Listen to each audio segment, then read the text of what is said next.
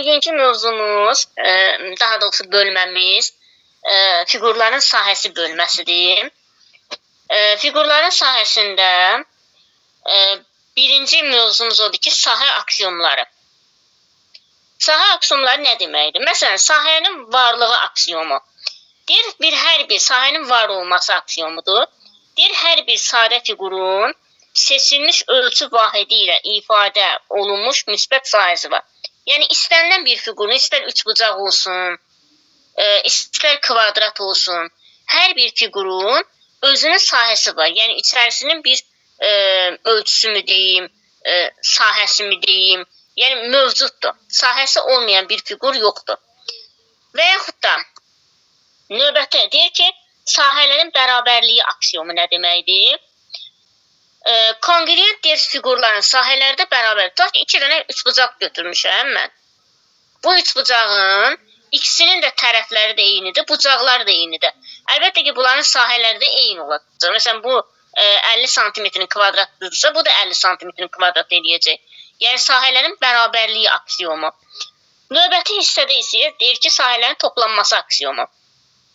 Məsələn, fiqurun ortaq daxili nöqtəsi olmayan fiqurlar ayrılarsa, onun sahəsi, ayrıldığı fiqurun sahəsi cəminə bərabər. Yəni, belə deyək də,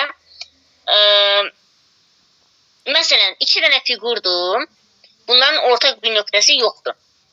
Və bunların sahələrini mənlə birlikdə soruşarsa, mən bu iki sahəni toplamalıyam. Yəni, toplanması və yaxud da belə deyək, bir dənə sahədir, bir dənə fiqurdur daha doğrusu.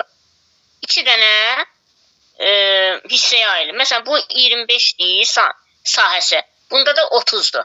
Əlbəttə ki, bu bütün fiquru istəyəndə mən 25 ilə 30-u toplamalıyam. Düzdürmü? Sonra, sahə vahidi aksiyomu. Tərəfi A olan kvadratın sahəsi A kvadratına bərabərdir. Bunu onsuz da biz bilirdik.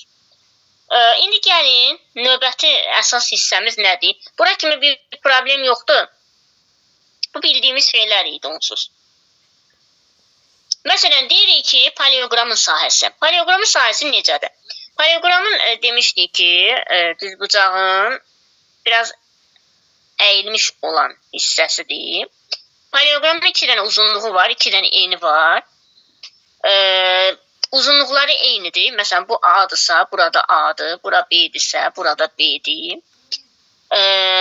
Paralelogramın tərəflərin perimetri deyəndə tərəflərini toplayırıq və yaxud da düzbucağın perimetrindən eynidir. Sahəsini tapanda isə onun tərəfi ilə bu tərəfə çəkilən hündürlüyün hasilinə bərabərdir. Tutaq ki, mən hər hansı bir paralelogramdır, bunun sahəsini tapmaq istəyirəm. Tərəfi verib A, buradan da bura hündürlüyü verib, tutaq ki, H. Və yaxud da H verib, və yaxud da bir dənə başqa bir paralelogram çəkirəm. Başqa bir paralelogram çəkirəm. Burada yazılıb B. Buradan da bura bir dənə hündürlüyü çəkilib H. Əgər məndən sahə istəyərsə, onda birincinin sahəsi S bərabərdir. A vurulsun HA. Yəni, tərəf və ona tərəfə çəkilən hündürlüyə bərabərdir. Bunun sahəsini istəyərsə S bərabərdir. B vurulsun HB. Yəni, HB, bu da HA-dır. A tərəfinə çəkilmiş hündürlük, B tərəfinə çəkilmiş hündürlük hansı verilibsə, paralelogramın sahəsi ondan ibarətdir ki, həmin tərəfə çəkilən hündürlüklə həmin tərəfin hasili. A bərabər, S bərabərdir, A vurulsun HA. Və yaxud da S bərabərdir, S vurulsun, A vurulsun HA, B vurulsun HB. Bu belə. Paralelogramda bir problem deyil, yoxdur. Hər kəsə məncə aydındır bu hissə. Gəldik üçbucağın sahəsinə. Bilmədiyiniz hissə onu da soruşun. Üçbucağın sahəsinə. Üçbucağın sahəsi onun tərəfi ilə bu tərəfə çəkilən hündürlüyün hasilinin yarısına bərabərdir. Tutaq ki, bir dənə üçbucaq götürək. Üçbucaq götürək. Buranı verək, məsələn, A-la, tərəfini bilmirik, A-landır.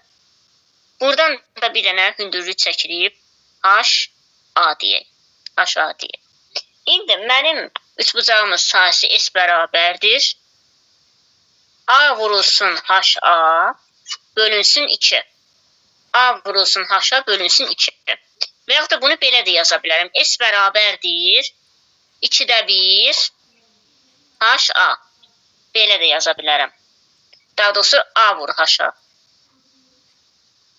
Bir dəqiqə. A vur 2-də 1 A vurulsun H-a. Aydındır mı? Həmin tərəflə üçbucağın sahəsi həmin tərəfə çəkilən hündürlüyü ilə həmin tərəfin hasilinin yarısına bərabərdir. Məsələn, tərəfi ABC olan üçbucağın hündürlükləri uyğun olaraq HA-dır, HB-dir, HC-dir. İndi onların da sahələri belə olacaq da 2-də 1 HA, 2-də 1 BHB, 2-də 1 CHC. Düzbucaqlı üçbucağın sahəsi isə katetləri hasilinin yarısına bərabərdir. Məsələn, bir dənə düzbucaqlı üçbucaq çəkirəm. Bura A-dır, bura B-dir. Bu da düzbucaqlı üçbucaqdır. Bunun sahəsi S bərabərdir. AB bölünsün 2-yə bərabərdir. Aydındır. Problem yoxdur bura kimi. Bu düsturların hər birinin dəftərinizdə, qayda dəftərinizdə olsun. Gələn dəfə soruşacağım. Yanında üçbucağı da birlikdə. Kitabda var. Sonra gəldik nəyə? Gəldik növbəti mövzumuz üçbucağın sahəsi üçün Heron düsturu. Üçbucağın sahəsi üçün Heron düsturu. Məsələn, deyir ki, tərəfləri ABC olan üçbucağın sahəsi üçün, məsələn, üçbucaq çəkirəm bir dənə, tərəfləri A, B və C olan bir üçbucaqdır. Bunun S tapanda S bərabərdir kök altdan P vurulsun P çıxılsın A, P çıxılsın B, P çıxılsın C düsturuna istifadə edirik. İndi burada P nəyə bərabərdir? A üstə gəl B üstə gəl C bölünsün 2-yə.